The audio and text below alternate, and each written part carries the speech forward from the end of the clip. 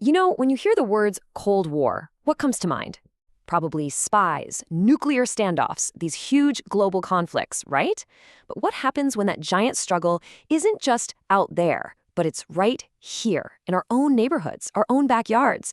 Well, that's exactly what we're going to explore, how the Cold War really came home to America. So, let's start with a question. What on earth do backyard bomb shelters and the Pledge of Allegiance have in common? I know, it sounds like the setup to a really strange joke, doesn't it? But the answer, believe it or not, gets to the absolute heart of how this conflict between superpowers fundamentally reshaped American daily life. They're both powerful symbols of a nation just gripped by a deep, all-consuming anxiety. And that's really the key thing to get. This wasn't a war that was confined to some distant battlefield. No, this was a psychological war. It was a conflict that just seeped into the very fabric of society, creating this atmosphere of suspicion and fear that would end up touching everything from our politics to how we defined patriotism itself. Okay, so that brings us to the first major impact here at home, a full-blown political panic that literally turned neighbor against neighbor. Let's dive into this era that became known as the Second Red Scare.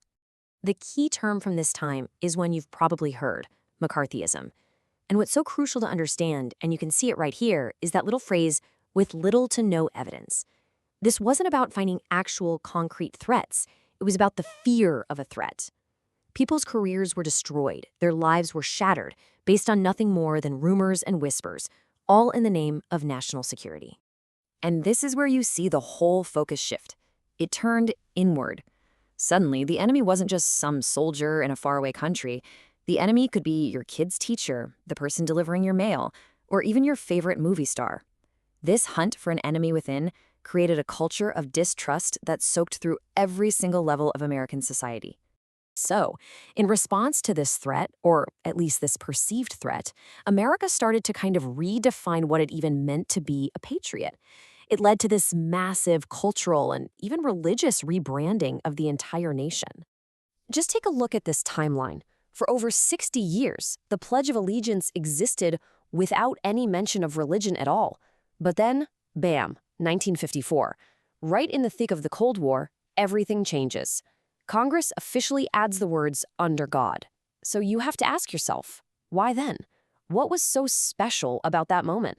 Well, the reason was pretty straightforward. It was an ideological statement, plain and simple. By putting under God right into this daily ritual of patriotism, America was drawing a very sharp, very clear line in the sand.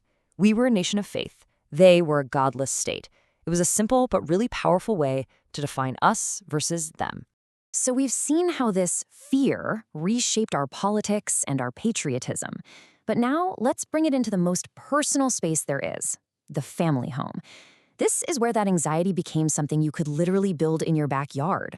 I mean, this idea absolutely took hold of the American imagination. The threat of nuclear war wasn't some abstract concept. It felt real. It felt constant. And so the solution for a lot of families felt just as real, building a backyard bomb shelter. It was the ultimate symbol of trying to take control of something that felt completely uncontrollable. And of course, you know what happens when there's fear, right? There's profit. A huge new industry basically sprang up overnight. It turned personal safety into big business. Companies weren't just selling shelters, they sold the whole survival package. We're talking kits, training manuals, canned water, the whole shebang. They were literally commercializing doomsday.